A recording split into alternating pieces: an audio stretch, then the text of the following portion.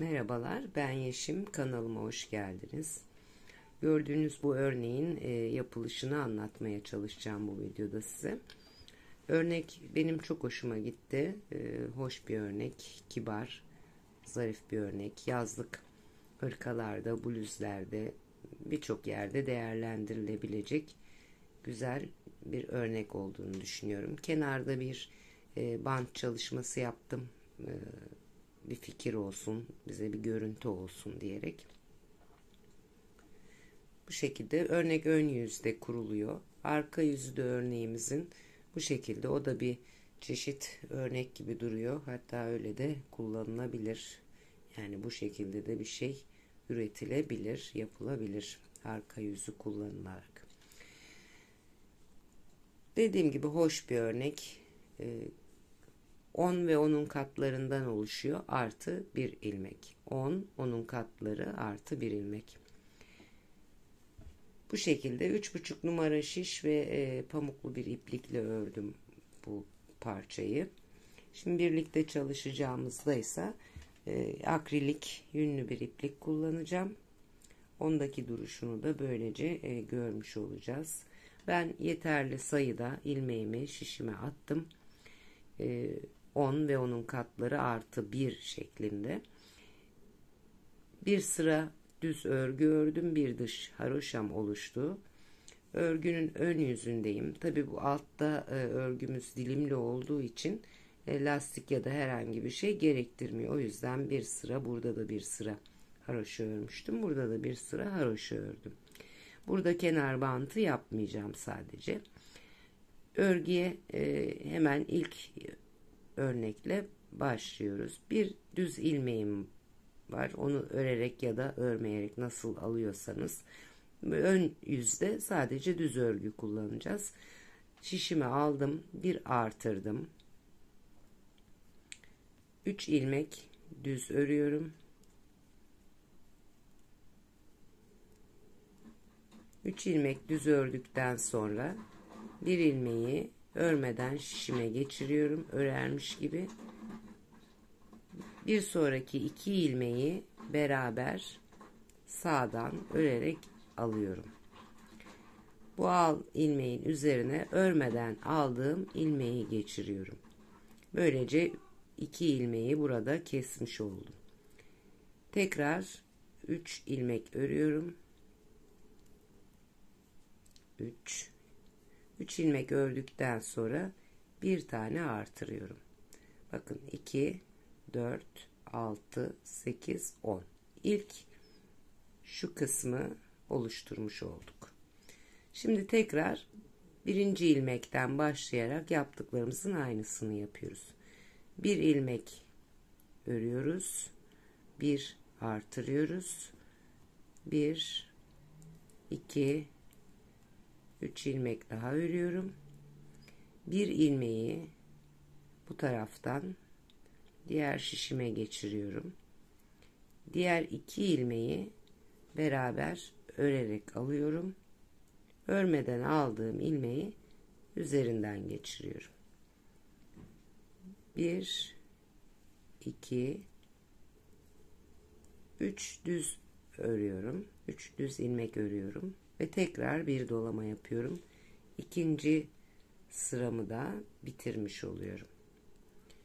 Yeniden başlıyorum. 1 artırıyorum. 1, 2, 3 ilmek ördükten sonra kesme işlemlerimi yapacağım. Bunu yapmak için ilmeğimi bu taraftan alıyorum. İçeriden değil. Bu şekilde almıyorum. Bu taraftan alıyorum. Diğer 2 ilmeği de yine yönlerini değiştirmeden bu şekilde keserek alıyorum. Beraber örüyorum yani. Örmeden aldığım ilmeği üzerinden geçiriyorum. Ve sıra sonuna kadar sonraki 3 ilmeği örüyorum. Bir artırıyorum. Sıra sonuna kadar bu şekilde geliyorum. Sıra sonunda bir tane artırmamızı yaptıktan sonra bir ilmeğimizin kalması lazım. O bir ilmeği de düz örgü kullanarak örüyorum.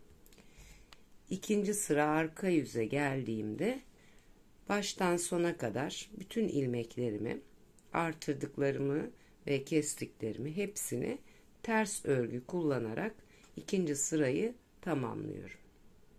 Evet, arka yüzde ikinci sırayı tamamladım. Örgümün tekrar ön yüzündeyim. Yeniden birinci ilmeğimi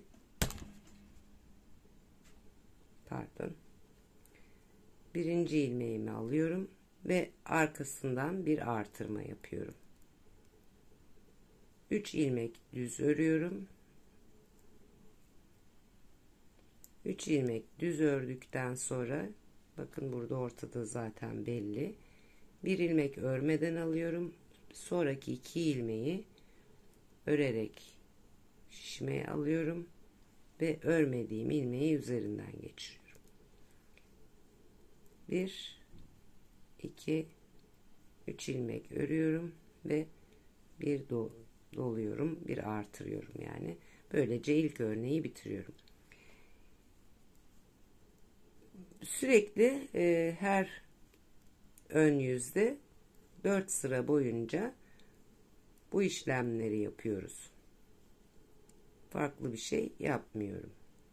Yani tek yaptığımız bu. 4 sıra sonra yerini değiştireceğiz. Şimdi ben 3. sırayı tamamlayayım. Evet, ben 3. sırayı tamamladım. 4. sıra arka yüzde de hepsini ters örerek 5. sıraya geldim. 1. 3. 5. ve 7. sıralarda 1. sırada yaptıklarımızın aynısını yapıyoruz. Farklı hiçbir şey yapmıyoruz. Aynı şekilde örgünün arka yüzünde de devamlı ters örgü kullanıyoruz. Şimdi 5. sırada tekrar birlikte başlayalım. En baştaki ilmeğimizi düz olarak örüyoruz ya da alıyoruz. Bir artırıyoruz. 3 düz örüyoruz. Sonraki ilmeği örmeden şişime alıyorum.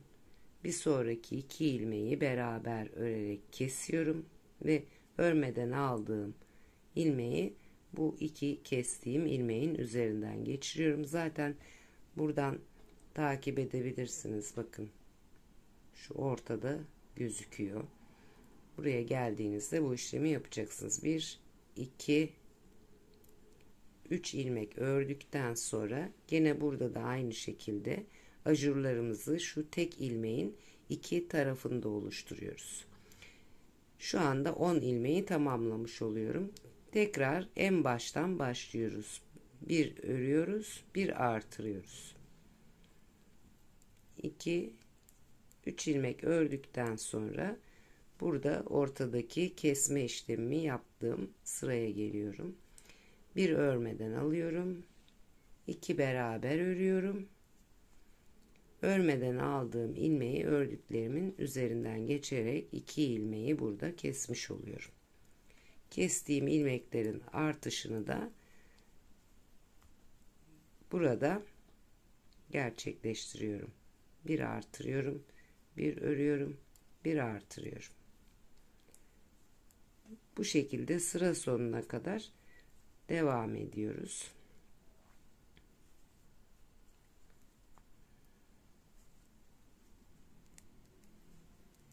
Sıranın sonuna geldiğimizde 3 düz ilmek örüyoruz. Burayı atlamamak gerekiyor. Arkasından bir tane artırarak düz bir ilmekle örgümüzü bitiriyoruz.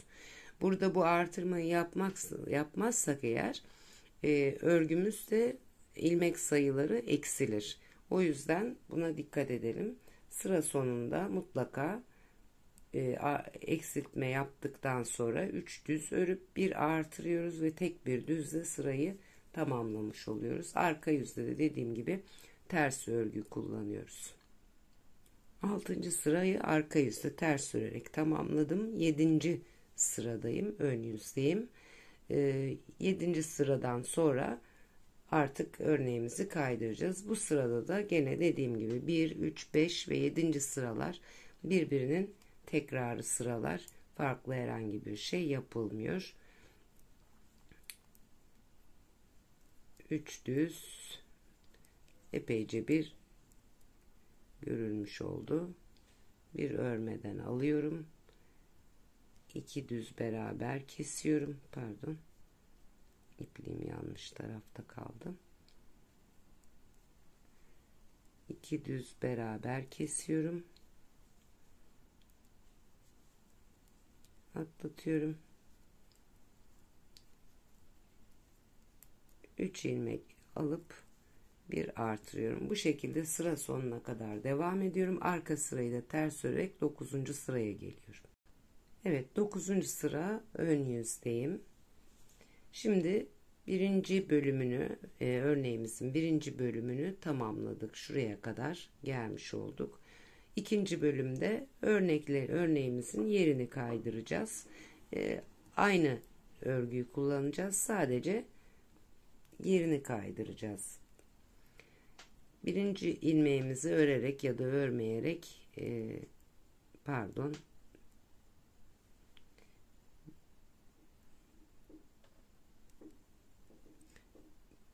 sıraya başlarken bu baştaki 2 ilmeği beraber örerek başlıyoruz. Arkasından 3 ilmek daha örüyoruz düz olarak. Bir artırma yapıyoruz. Ortadaki ilmeği düz örüyoruz. Artık buradaki ajurlarımızı buraya, bu çizginin üzerine tam denk gelecek şekilde taşımış oluyoruz. Bir artırma daha yapıp 3 ilmek örüyoruz. 3 düz ilmek örüyoruz. Ajurların olduğu yere geliyoruz. Şimdi burada da şu kısmını buraya taşımış oluyoruz. Buradaki birinci ilmeği örmeden alıyorum. Diğer 2 ilmeği örerek alıyorum ve örmeden aldığımı onun üzerinden geçiriyorum. Yani 1. 3. 5. ve 7. sıralarda yaptıklarımızın aynısını yapıyoruz. 3 ilmek düz örüyorum ve şimdi ajurlarımı yerini burada da değiştiriyorum. Bir artırıyorum, bir düz örüyorum, bir daha arttırıyorum ve 3 düz ilmek daha örüyorum. Tekrar kesme işlemini yapacağım noktaya geliyorum, ajurlarımın üzerine. Bir ilmeği örmeden alıyorum. Diğer 2 ilmeği örerek alıyorum ve örmeden aldığımı ördüğümün üzerinden geçiriyorum. Böyle sıra sonuna kadar bu şekilde devam ediyoruz.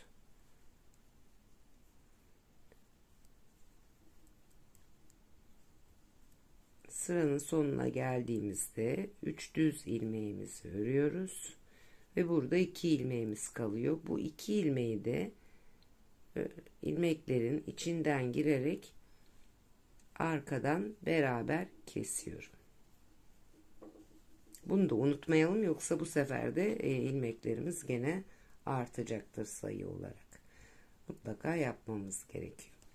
Arka yüzde dediğim gibi her zaman ters örüyoruz. Ön yüzde düz örüyoruz.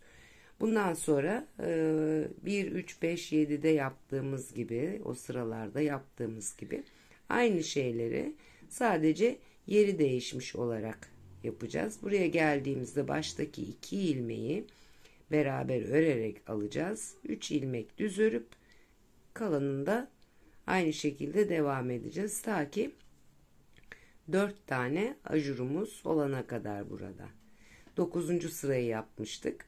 11 ikincisi olacak. 13 üçüncüsü, 15. 15. sırayı tamamladıktan sonra tekrar yerlerini değiştireceğiz. Şimdi ben oraya kadar ilerleyeyim, bakalım nasıl olacak.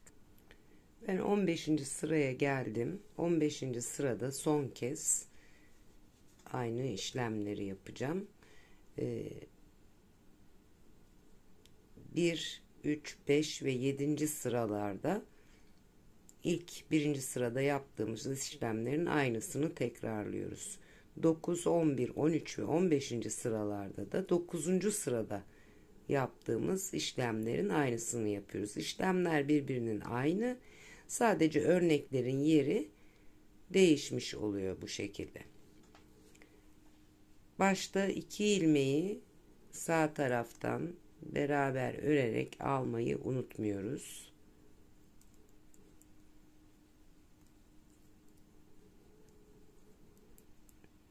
Burada ajurlu kısmımız kenara gelmiş oluyor.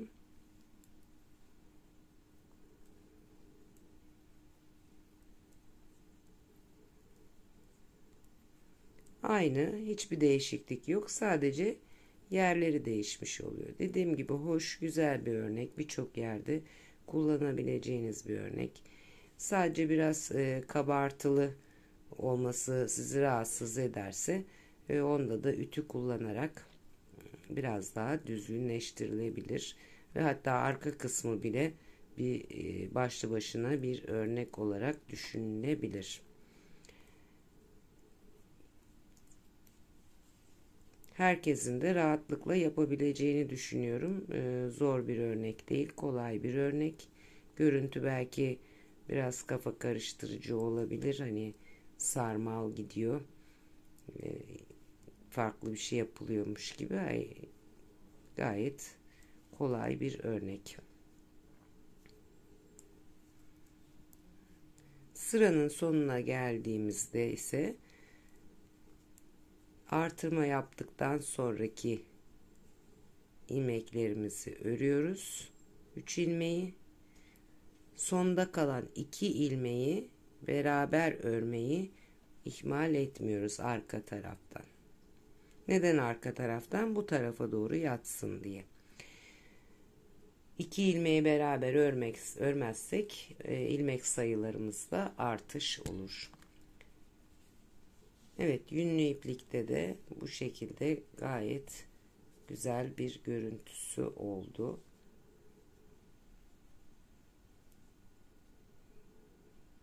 Oldukça hoş bir örnek. Sıf etek ucunda bile kullanılabilir. Arkadan burada da tabii ki bombelerimiz oluştu. Evet, örneğimiz bu şekilde. Gayet hoş, güzel bir örnek. Umarım anlatabilmişimdir. Umarım faydalı olmuştur. Beğendiyseniz kanalıma abone olmayı, videoları beğenmeyi, yorumlara da öneri ve görüşlerinizi yazmayı ihmal etmezseniz sevinirim. Bir başka videoda tekrar görüşmek üzere. Hoşça kalın, sağlıcakla kalın.